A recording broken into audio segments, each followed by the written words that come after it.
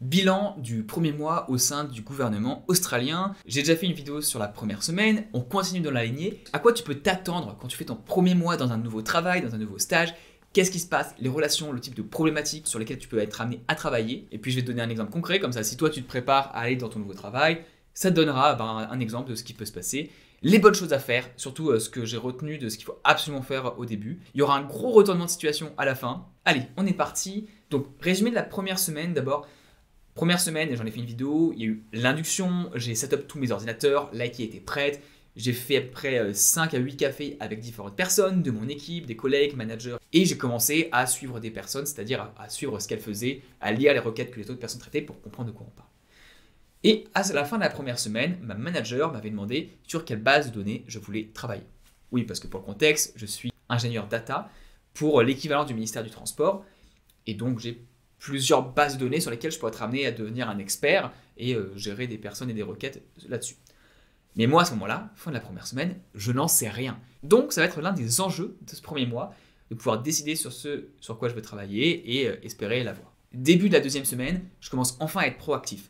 Je vois des choses qui se passent qui me paraissent un peu floues, et donc je vais pour juste les clarifier, pour être sûr de bien comprendre ce qui se passe, et quand je clarifie les choses, je les mets par écrit.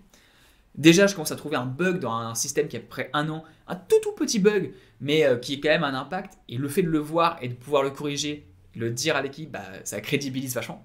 Donc si tu as l'occasion de trouver des choses comme ça, n'hésite pas à le communiquer de façon positive.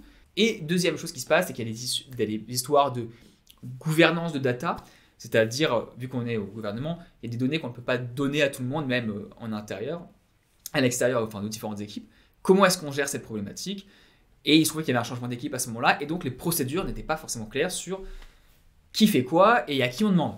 Et donc j'ai commencé à être proactif et à dire, en faisant les cafés, est-ce qu'on pourrait parler? J'aimerais bien comprendre ce qui se passe, et surtout, est-ce qu'on peut le mettre par écrit? Et les personnes en face sont, oui, alors ça va arriver, la directive va être officialisée bientôt. C'est cool bientôt, mais là j'en ai besoin maintenant. Si j'ai des requêtes sur le sujet, j'ai besoin de comprendre. La leçon ici, c'est que quand personne n'ose faire quelque chose, ou en tout cas attendre des directions, n'hésite pas à faire un draft toi-même, puis à leur donner, même si tu dois leur donner le crédit, les lauriers de ce que tu as fait qui va leur servir de base, ça montre à tout le monde que tu as envie de faire les choses, et surtout tu te mets comme un agent positif, parce que tu ne cherches pas à récupérer le tapis à toi, le crédit, les gens vont se dire, tiens, il a fait quelque chose pour moi, et ça va être vachement positif sur le long terme ensuite. Une autre leçon ici, c'est que j'ai commencé à avoir des cafés avec beaucoup de gens, et c'est hyper important, ça va me sauver sur mon premier mois. Et là, en l'occurrence, j'avais eu un café avec une personne de la team de la governance, et c'est ça qui m'a permis de faire ce draft, ce que je n'aurais pas pu faire sinon, parce qu'on n'avait aucune raison de parler, vu qu'on est dans des équipes un peu différentes. Donc, les cafés, hyper importants, et je m'en suis rendu compte à ce moment-là, et je me suis dit, ok, Thomas, essaie de faire un café par jour, si tu peux. Alors, des fois, c'est 2 une journée, parce qu'il faut arranger avec les calendriers, mais en moyenne, un café par jour pour rencontrer le plus de personnes possible, et comprendre ce que font les gens autour de toi. Ces 2 tâches proactives, c'est à peu près les 2-3 premiers jours de la deuxième semaine. Et donc là, on arrive à jour 10 de mon nouveau travail et j'ai ma première vraie mission. J'ai une requête à traiter. Comme je suis nouveau et qu'il y a des besoins urgents sur des requêtes liées à tout ce qui est les routes dans l'état dans lequel je suis, on va mettre dessus. Et je me dis, ok, les routes, pourquoi pas, très bien. Donc, ministère du Transport, il y a tout ce qui est route, il y a tout ce qui est train, il y a tout ce qui est ferry. Voilà, grosso modo, c'est ça. Et là, c'est sur les routes. Et d'ailleurs, parenthèse, les routes, c'est intéressant comme data parce que d'une part, c'est géospatial, donc il y a des contraintes différentes, c'est juste pas des comptes plus-moins, t'as des lignes physiques. Et donc, deuxième chose, les relevés même de données peuvent être incomplets, puisque juste il y a des intempéries, il y a de la pluie, il y a du vent, il y a un appareil qui casse. Tu vas avoir des endroits où tu vas avoir des trous dans la donnée. Donc ça donne des problématiques supplémentaires. Mais des challenges aussi supplémentaires. Et donc, pour répondre à cette requête qu'on me donne, moi je sais rien faire. T'arrives, ça fait 10 jours que t'es là, tu ne sais rien faire. Et donc il y a un contracteur, c'est-à-dire un employé mais qui vient par une autre compagnie, qui est là depuis 1 mois et demi et dont je peux me servir pour résoudre la mission. Qui en fait, quand je dis je peux me servir, c'est lui qui va le faire et je vais superviser. En tout cas, on va travailler ensemble en collaboration. Et c'est toujours étonnant de travailler avec un contracteur parce qu'il y a cet équilibre bizarre. La dynamique où, oui, lui veut faire un très bon boulot parce que c'est pour sa réputation, pour son travail, mais dans le même temps, un bon contracteur veut aussi vendre des missions supplémentaires, parce qu'il veut être payé par l'entreprise et il veut pouvoir étendre sa mission ou travailler le plus longtemps possible. Et donc, on a souvent, alors pas forcément ici, mais un peu quand même, des dynamiques paradoxales où, d'un côté, lui va vouloir, par exemple, sur un logiciel qui va permettre d'automatiser la réponse à certaines requêtes, le délivrer le plus vite possible, ce qui est bien, on pourrait dire super, il veut délivrer, bah, tu devrais être content. Oui, mais moi, mon but, vu que je suis employé permanent, vu que je vais rester sur le long terme et que le but dans ce que je fais, c'est de rester sur le long terme, je veux un logiciel qui marche, et qui marche, qui est robuste. C'est-à-dire que dès qu'il y aura un petit changement à faire, qu'il le prenne en compte et qu'il soit facile à modifier. S'il y a un écueil ensuite à venir, un changement dans les requêtes de base, qu'on puisse le faire aussi. Donc je ne veux pas leur logiciel le plus vite possible parce que derrière, si ça marche moyen ou qu'il est très dur à updater, ça va me rester sur les bras.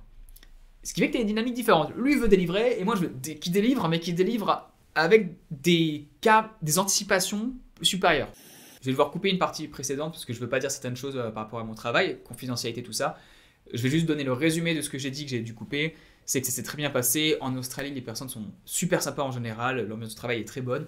Donc on a travaillé pendant 10 jours dessus et on a réussi à résoudre la requête avec les différents systèmes que nous avions et dont je ne peux pas parler. Et pendant ces 10 jours-là, je commence à comprendre de plus en plus ce qui se passe autour de moi, que ce soit au niveau des personnes ou de la donnée. On est donc entre la semaine 1,5 et 3. Et au niveau des personnes, j'ai eu à peu près encore au total 15-20 cafés avec des personnes de différentes équipes, tout ce qui est data engineering, gouvernance, dans mon équipe avec toutes les personnes, que ce soit en dessous les analystes ou au-dessus. Et certains de ces cafés-là m'ont permis d'économiser des heures, peut-être des dizaines d'heures. Juste parce que je connais la bonne personne qui a travaillé sur le sujet, à qui je peux envoyer un petit message sur Teams, en chat, et qui me répond en 5 minutes, au lieu d'avoir à chercher dans les archives pendant des heures. Et là, vraiment, s'il y a une chose à retenir de cette vidéo, c'est aller prendre des cafés avec les personnes le plus vite possible. Essayez de parler en individuel à tout le monde le plus vite possible. Ça te fait économiser un temps tellement monstrueux. Tu seras 2 à 3 fois plus efficace, surtout au départ. Et en plus, on n'a pas trop de pression en général au début, donc tu as le temps de le faire, tu peux te permettre d'arranger ton emploi du temps. Un dernier exemple, je parle avec un consultant data qui lui est français, et qui m'aiguille et qui va me donner une vision hyper intéressante sur tout ce qui est justement les datas qu'on avait, les différentes datas, les plus et les moins de chacune d'entre elles, et les enjeux qu'il peut y avoir sous-jacents, et aussi la vision long terme. Et ça m'a beaucoup aidé ensuite à faire mon choix par rapport aux datas. Et justement, ça fait une bonne transition à tout ce qui est data. Je comprends mieux le scope. En gros, on a les routes d'un côté et tout ce qui est les trains et les ferries de l'autre. Train et ferry, c'est à peu près l'équivalent pour ceux qui habitent à Paris des cartes Navigo. Donc, c'est l'accès à tous les points de données qu'on peut avoir là-dessus. Et en y réfléchissant, personnellement, je me dis, j'ai une préférence personnelle pour tout ce qui est carte Navigo et d'autres systèmes de données dont je ne peux pas parler parce que c'est confidentiel. Mais les cartes Navigo, c'est de la donnée customer, c'est de la donnée individuelle, c'est une personne qui va d'un endroit à un autre. Et je trouve ça super cool de pouvoir se dire qu'en travaillant là-dessus, on peut aider les personnes dans leur déplacement, essayer de réduire les temps d'attente, ce genre de choses. Et les données, tout ce qui est route, c'est cool aussi, mais il y a des challenges qui sont quand même beaucoup plus difficiles, on va dire physiquement. Comme je dis, s'il y a des pertes de données, etc., c'est pas un système aussi fermé. Et en plus, c'est des voitures, et les voitures, je conduis pas énormément. J'ai même plus de voiture ici en ce moment, donc ça me touche un peu moins. Je me dis juste, pour commencer, quitte à commencer quelque part, autant aller là-dessus. Et comme lors de mes catch-up toutes les semaines avec mon manager, elle commence à me dire qu'il va y avoir une spécialisation rapide de moi et de 2 autres personnes qui sont arrivées récemment dans l'équipe, j'exprime mon intérêt pour les cartes Navigo. Bon, elle me dit, c'est cool, on comprend ton intérêt, mais vu que tu as commencé sur tout ce qui est route, on va voir. Et c'est vrai que ça fait 10 jours que je travaille là-dessus, on est en train de développer un outil. Et bon, on va voir, mais c'est pas grave. Moi, je lui dis, dans tous les cas, je serai heureux, il n'y a aucun souci. Mon but, c'est, j'adore l'équipe dans laquelle je suis, je veux travailler pour être le plus efficace possible, aucun problème, c'est une préférence personnelle, mais si ça n'arrive pas, ça n'arrive pas, et si ça peut, tant mieux. Avant d'arriver à la fin de la dernière semaine et le retournement de situation, j'aimerais quand même partager une anecdote personnelle, et c'est un choix que je fais à 30 ans, que si tu es étudiant, tu ne feras certainement pas dans les 5 premières années de ta carrière, et pour beaucoup d'entre vous, même à 30 ans, vous ne le ferez pas non plus, enfin entre 30 et 35 peut-être. Et donc j'aimerais partager ça, parce que ça m'intéresse d'avoir vos avis aussi, et c'est un choix qui n'est pas évident. Donc l'idée c'est quoi? Il y a eu, lors de la 4e semaine, il y a des discussions d'équipe, et il se trouve qu'avant, au préalable, pendant le week-end, et puis même les week-ends d'avant, plusieurs personnes ont travaillé. Elles ont travaillé parce que c'est la situation avec le confinement, on est toujours en confinement à Sydney, et donc des personnes travaillent plus tard, et il y a quelques personnes qui disent « Ah mais c'est super, ils vont above and beyond, ils font vraiment plus que ce qu'ils sont censés faire, et on est vraiment une famille, on peut compter les uns sur les autres. » Et là, moi, je me dis, ok, c'est cool, on est une famille. Non, moi, je ne considère pas le travail comme une famille.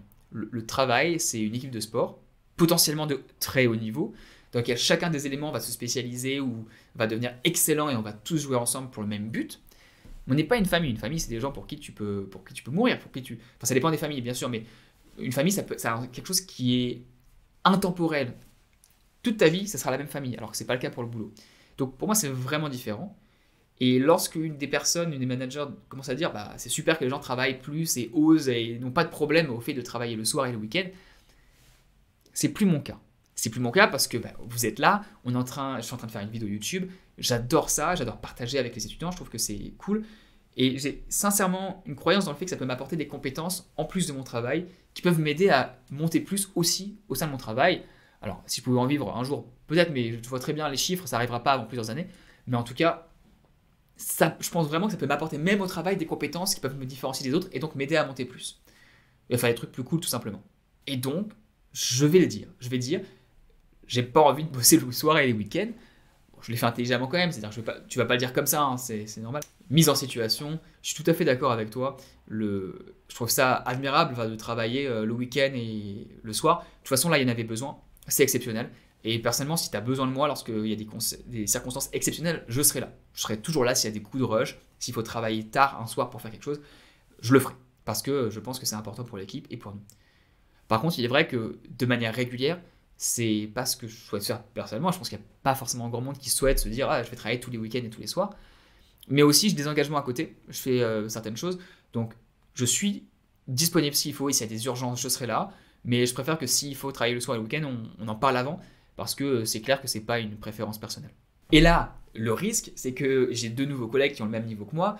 Et à froid, on peut se dire, en disant ça, vu que les autres l'ont pas dit, s'il y a une promotion à donner, ça ne sera pas à Thomas. Ça sera à l'un des 2 autres. Parce que eux, ils sont prêts, ils n'ont pas dit qu'ils ne voulaient pas bosser le week-end et le soir. Donc, c'est un calcul risqué. Je me dis, oui, je peux apprendre plus et je peux faire des trucs qui me font plus plaisir le soir et le week-end à côté en faisant autre chose. Mais dans le même temps, je risque le fait d'évoluer moins vite. Donc, on va voir comment ça va se passer. C'est pas évident comme décision à prendre, mais écoutez, je vais essayer de me donner à fond dans le travail, d'être le meilleur possible. Et advienne que pourra. On verra si c'était la bonne ou la mauvaise chose. On ne sait jamais à l'avance. Mais voilà, je voulais partager cette anecdote personnelle. Et maintenant, arrivons-y à ce que j'ai dit qui arrive en fin de vidéo, sur la 4e semaine, fin de la 4e semaine, le retournement de situation. Le vendredi de la 4e semaine, ma manager vient me voir et me dit « Ça y est Thomas, on a réussi, tu vas changer de base de données, tu vas t'occuper des cartes Navigo et de l'autre base, et on va passer tout ce qui est route à telle autre personne de l'équipe. Donc super, voilà. Je te laisse parler avec l'autre personne de mon équipe, et puis vous faites des handovers, ok ? Ok, d'accord. Et concrètement, ce que j'ai passé 3 semaines à apprendre sur les routes, ça s'en va, il faut le donner à quelqu'un d'autre. Et là, on va devoir reprendre un nouveau sujet. Donc, je recommence mois numéro 2, comme si je n'avais rien fait jusqu'à présent. Ça va être cool. Bref, pour une autre histoire passionnante aussi, je t'invite à aller voir comment j'ai eu une promotion lors de mon dernier job. C'est fascinant, je te donne vraiment l'envers du décor, tout ce qui s'est passé, les entretiens internes et autres. Je te mets la vidéo à l'écran. Merci beaucoup d'avoir regardé et bonne journée à toi.